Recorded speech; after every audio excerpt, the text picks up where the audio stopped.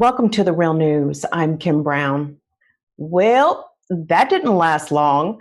At the end of February, I covered a research study here at the Real News, which showed that as China was fighting COVID-19 pandemic and shuttering its economy in the meantime, its notoriously high levels of air pollution plummeted.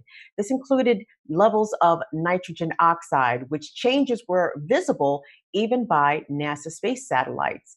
Here's NASA Goddard Space Flight Center scientist Brian Duncan discussing his findings with me. We expected to see a decrease, but not this much. It just indicates how the Chinese government, how restrictive they were in their efforts to contain the virus by shutting down factories, requiring people to stay at home, and that shows very clearly in the data. Much has changed since that segment. For one, China is no longer the global epicenter of the coronavirus, the United States is. And it's no longer China seeing lower pollution levels, but the US, at least for now, that is. With the US still under stay at home orders in some of its largest urban areas and virus hotspots. Now, according to a new analysis by the Center for Research and Energy on Clean Air, China recently exceeded pre coronavirus levels of pollutants such as PM 2.5, sulfur dioxide, and ozone for the first time, driven in large part by industrial pollution in its massive cities, Shanghai and Beijing. They aren't just up from pre COVID-19 levels, though, but higher than at the same time 1 year ago. That research also showed pollution levels are higher in areas that burn coal and concluded that the ozone levels are even approaching the all time record levels set in 2018. The study raises some key questions about what comes next in the economic rebuilding phase in China and beyond. Will it be based around a green stimulus or further entrench polluting industries and perpetuate the climate crisis? Well, joining us today to discuss this are our two guests. Lori Milaverta is a lead analyst for the Center for Research on Energy and Clean Air, and he authored the aforementioned study. Amy Westervelt is the founder of the Critical Frequency Podcast Network and co-hosting its climate podcast show called Hot Take. She also executive produces its show Drilled.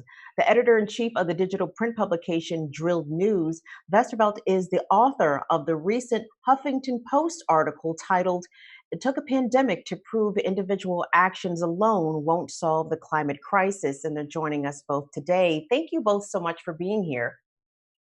Thank you. Thanks for having us.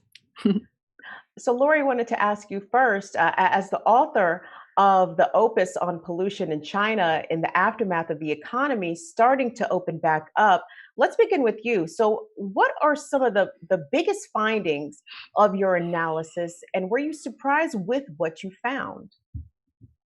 The big concern with events like this in China is that the old playbook for getting the economy back on track is pouring massive amounts of money into construction, into smokestack industries that led to surges in air pollution and in greenhouse gas emissions after the SARS epidemic in 2003, the global financial crisis in 2008. So we've been concerned of the same dynamic playing out again. And indeed, in late April, we saw pollution levels not just returning to normal, but overshooting those normal levels as some of these industries were making up for lost time.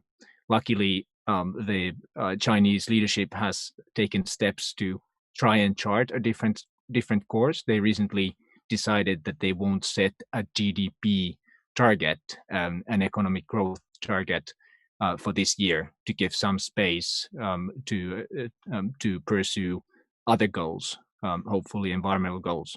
So it's still something to be seen how this plays out, but it's certainly a concerning sign for China and for other countries that start to recover from this, that we are seeing this kind of a spike in pollution. Lori, why do these findings, as you say, signify a dirty recovery for the economic shutdown? If you look at the Chinese economy, there's still a lot of sectors that are reeling from the impact of the coronavirus. So in that sense, you should be seeing a lower level of pollution as well. But so what's happening is that the most polluting parts of the economy, they are heavy, highly polluting heavy industries, have been the fastest to rebound and recover, largely driven by the expectation that there will be a massive construction boom to try and improve those economic numbers rather than any real events on the ground. Now, Amy, your article grappled with the fact that pollution and emissions rates here in the US have also dropped significantly since the COVID-19 pandemic and the subsequent economic shutdown. I wanted to read a quote back to you. You wrote, quote, "The COVID-19 pandemic shows more clearly than ever that individual action to tackle the climate crisis will never be enough without a parallel system of change focused on emissions reductions. It's not an either or situation. Individual action and systemic change are both required to move the needle on climate change," end quote. Can you unpack that a little bit more for us? And what do you Yeah. make of the Chinese case study in the context of the argument raised in your Huffington Post piece? Yeah. So first of all, I would say that the whole idea, there's been a lot of talk in the US about, look at what we can do when we decide to not emit, but no one's made the decision on their own to shelter in place or shut down factories or any of these things. Those are actually policy moves, not individual actions. So the whole idea that this is somehow a proof point that if we just choose to do things differently, that will solve the climate crisis is somewhat flawed. The other thing I think is that there's been kind of this false debate between individual actions versus systemic change on the climate question in the U.S. and really what we're seeing is that you need both. Yes, you need individuals to be sort of willing to undergo certain changes and to consume differently, but you really need a system that gives them those choices to begin with. And we don't have that in the US. We have very limited options when it comes to our power sources, our transportation sources, all of those things. So, and what we're seeing right now is that the government is just doubling down on those old options. They're not at all moving to provide new ones. Lori, China just wrapped up its two sessions meetings in Beijing, the most important political meetings of the year. Now, the meetings are also focused in large part, unsurprisingly, on economic recovery efforts as China's economy is expected to contract this year for the first time since it began recording quarterly GDP back in 1992. Speaking of GDP, at the meetings, the Chinese Community Party announced that it will not use GDP to measure its economic output in 2020. So, what's the significance of that? And does that have any climate change or pollution policy implications?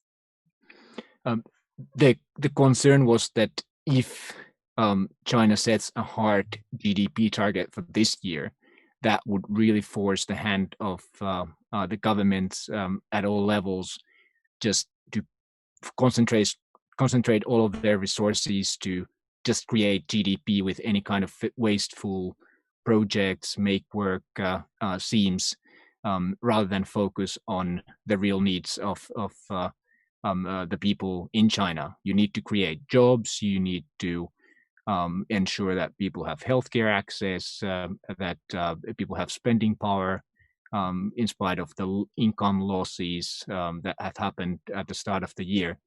And all of those things can be done much more efficiently when you're not constrained by this kind of a target. I'm going to say that not setting a GDP target is incredibly good news for the environment, simply because having that GDP target would have meant stimulating highly polluting industries to try and hit that target.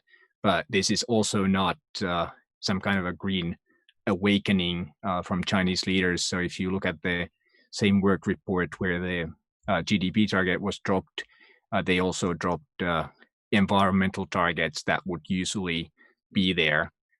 So this is really doing away with some of those hard targets to create space, and how they use that space, whether they for example, focus on green energy and other clean investments when they do increase investment and so on. All of that is seems like it's very much in the air. There hasn't been any kind of a overarching strong statement from the Chinese leadership that they will pursue a green recovery, something that we have seen from many European leaders, for example.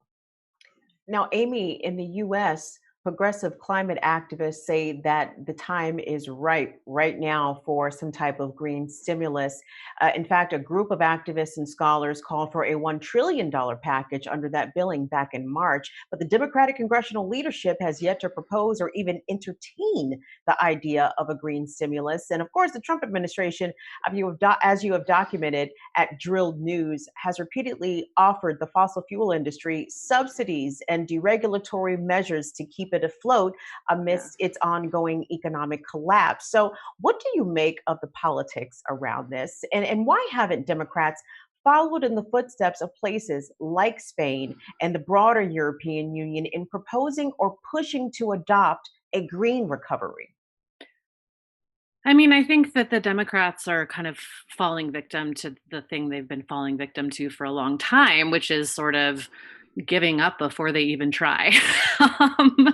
They are not even proposing. I mean, like before Congress even started entertaining stimulus packages or policies, the Republicans were already accusing Democratic leadership of trying to use COVID-19 as sort of a way to push the Green New Deal, which hadn't happened. And actually, that's what drove us to start looking at what the fossil fuel industry was doing, because they have this history of sort of accusing their opponents of what they themselves are doing.